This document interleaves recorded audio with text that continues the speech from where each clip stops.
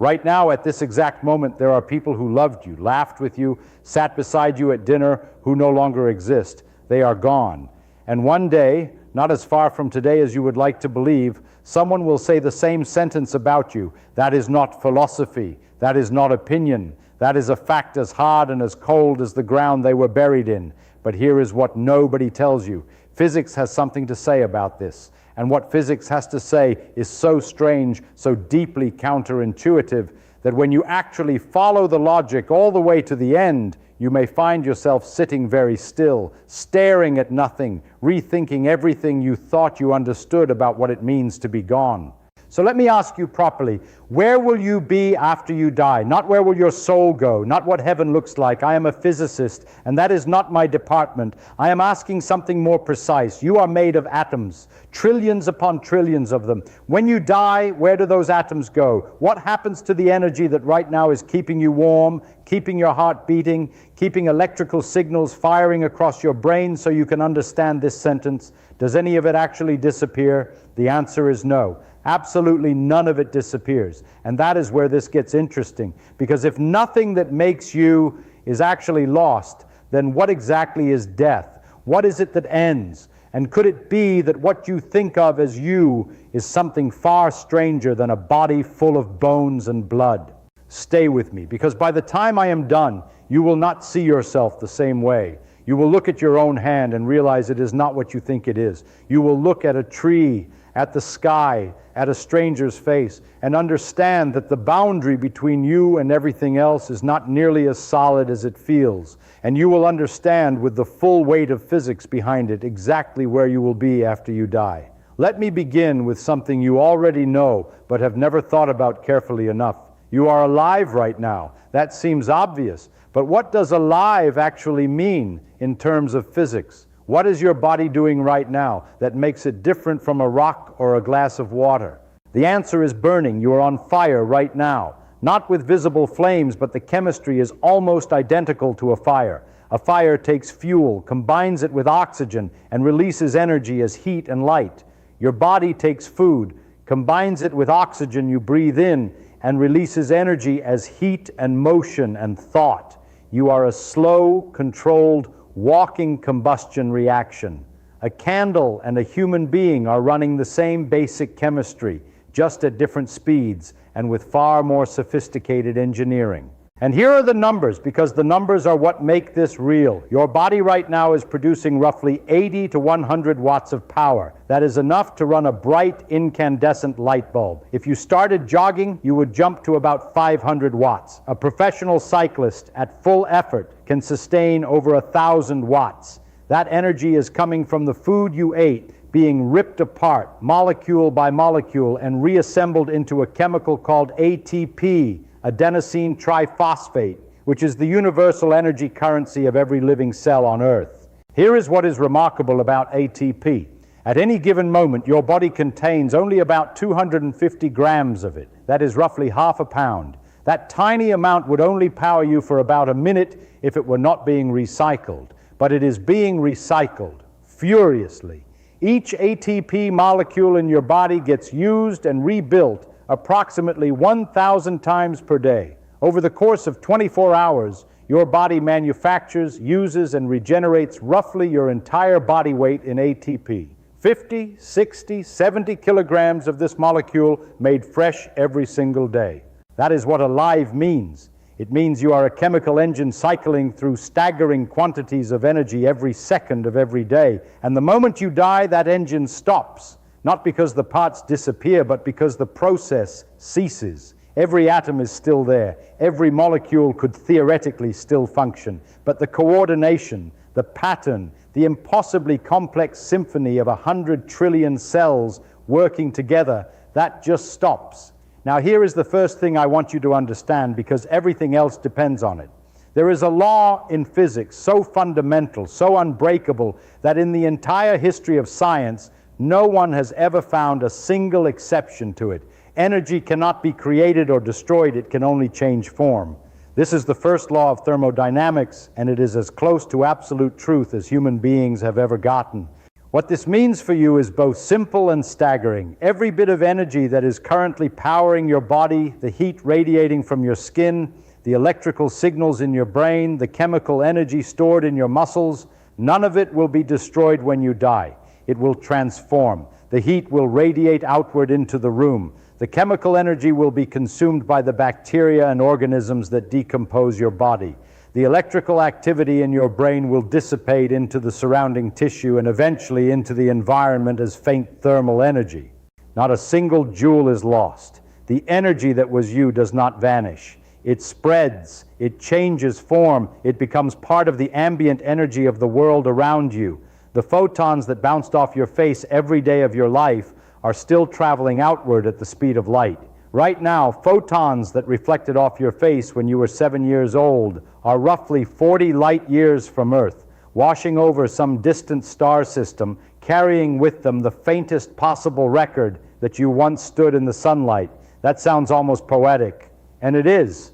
But I want to be careful here because there is a trap in this kind of thinking, and I want to make sure you do not fall into it.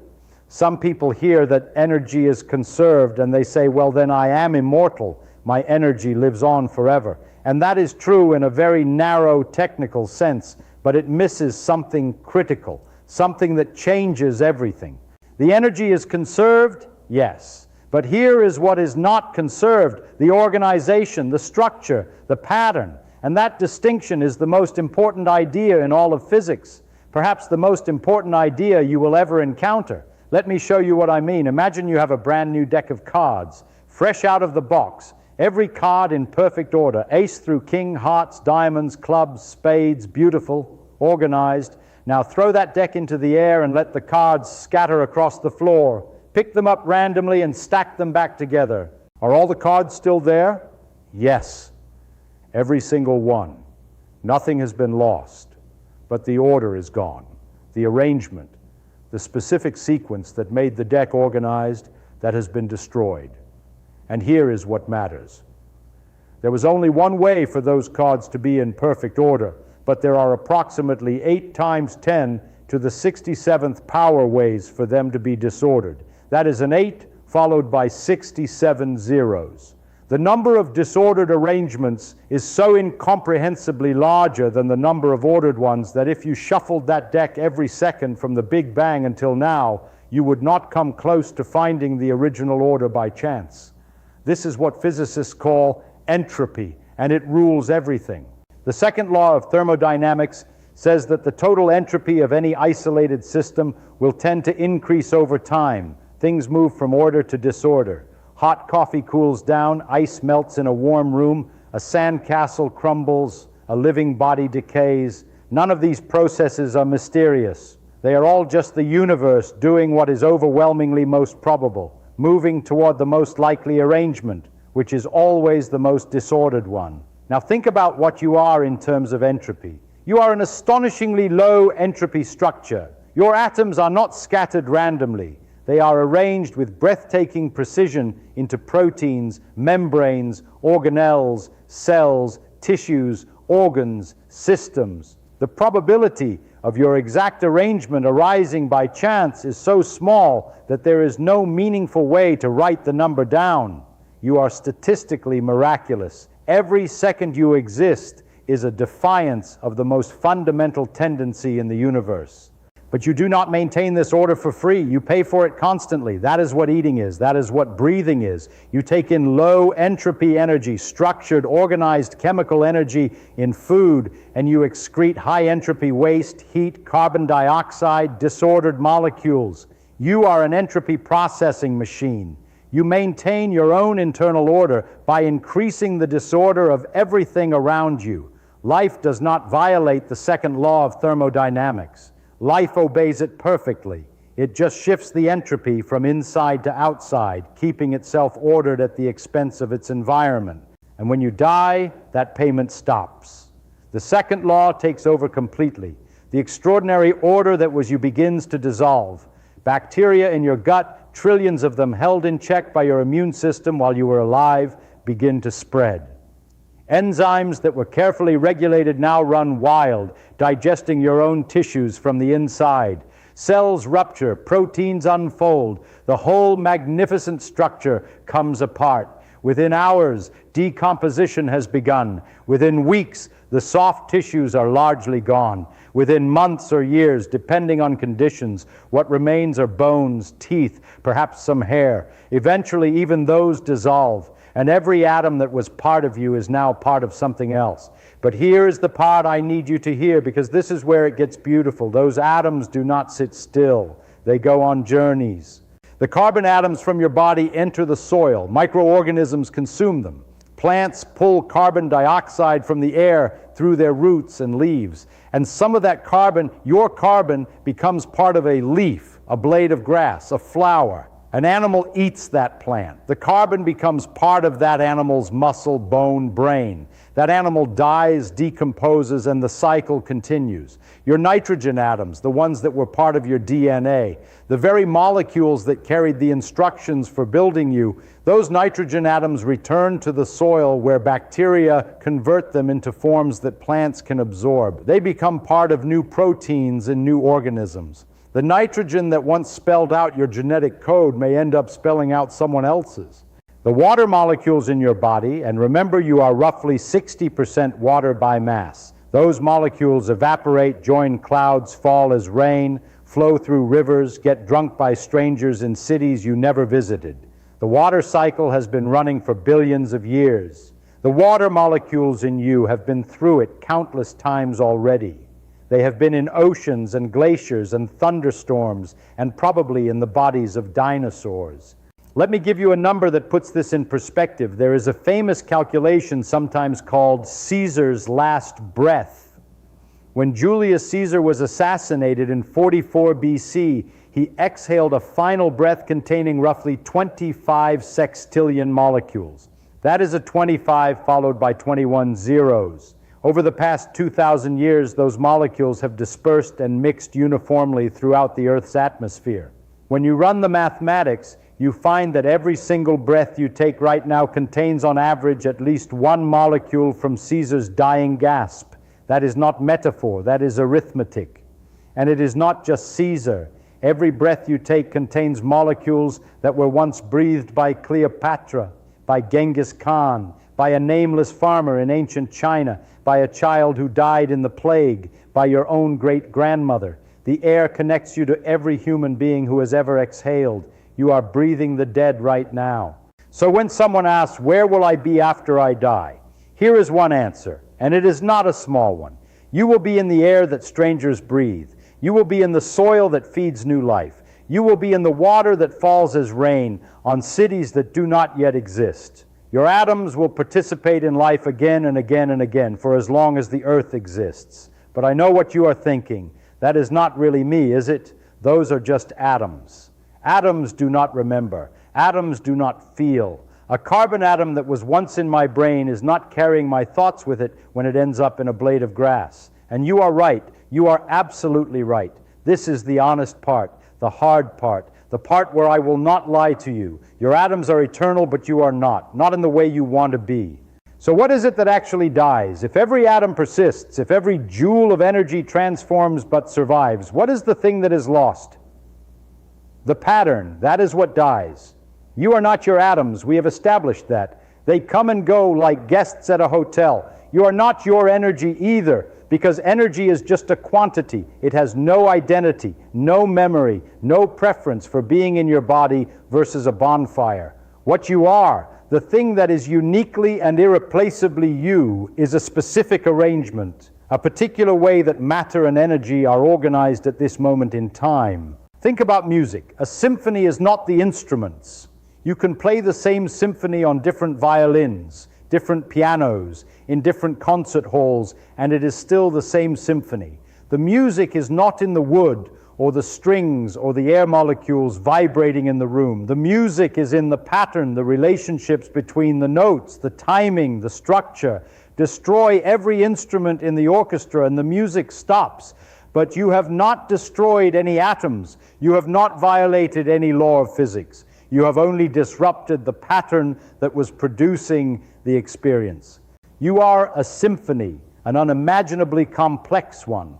37 trillion cells playing in coordination, each one executing thousands of chemical reactions per second, all of it producing this singular experience of being alive, of being aware, of being you. And death is not the destruction of the instruments. The instruments, your atoms, are indestructible.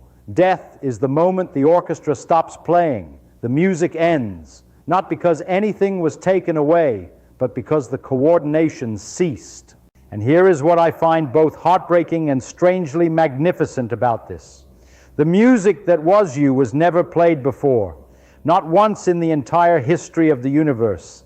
The specific pattern of atoms and experiences and memories and thoughts that constitutes your existence has never occurred before and will never occur again. You are not a generic arrangement. You are not a template that gets reused. The odds against your particular configuration are so vast that the word impossible does not begin to cover it. You are a one-time event in a universe that is almost 14 billion years old and may run for trillions more. The universe made you exactly once and will never make you again. Now, some people find that terrifying. I understand that. But I want you to sit with it for a moment because I think there is something else there, something most people miss because they are too busy being afraid.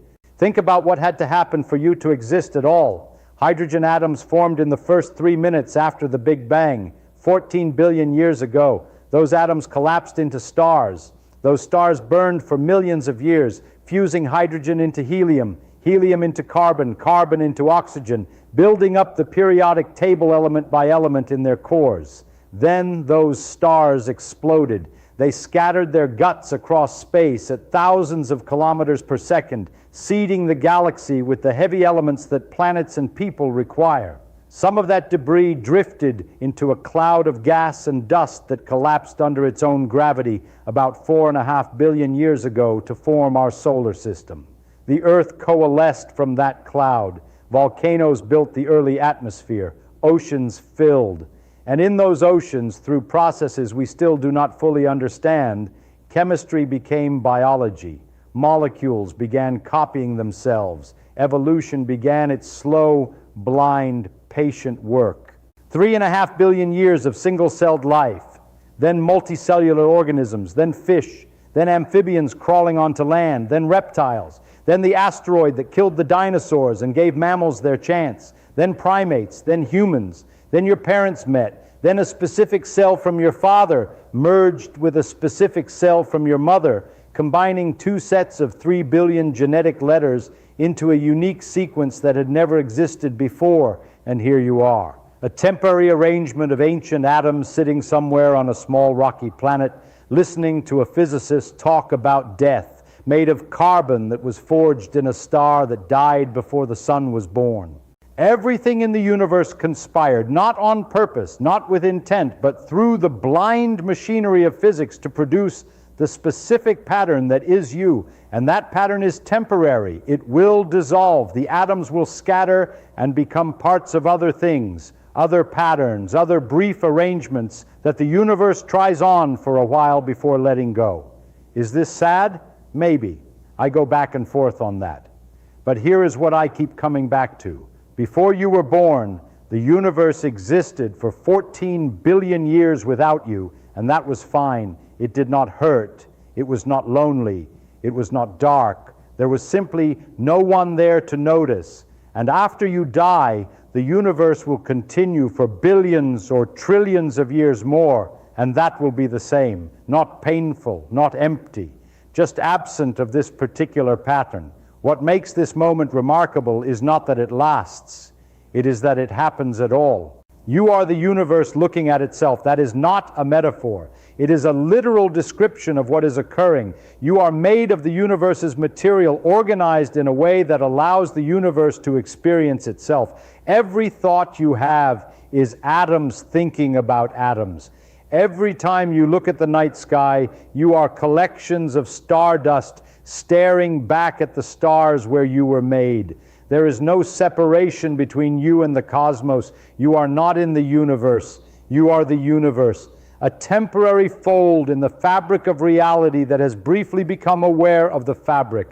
And when that fold smooths out, when the pattern dissolves and the atoms go their separate ways, nothing is lost from the universe. The universe does not become smaller. It does not become poorer. It simply loses one particular way of experiencing itself. But the matter goes on. The energy goes on. And somewhere, sometime, some of those atoms will find themselves part of new patterns, new arrangements, new moments of awareness that are just as improbable and just as precious as you. I do not know if that is comforting. I am a physicist, not a priest. Comfort is not my department, but truth is.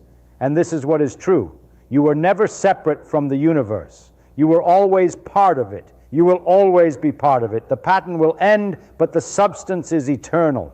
The question is not really where will you be after you die. The question is where are you now?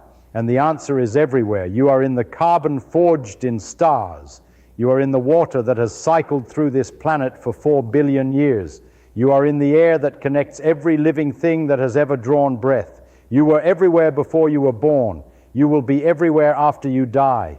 And right now, in this brief, impossible moment, all of those scattered pieces have come together in one place, organized themselves into something that can ask the question, and that is the most extraordinary thing that has ever happened to any of them. So wherever you go after this, remember what you are. You are not a thing that has a beginning and an end. You are a process the universe is doing, and the universe does not stop.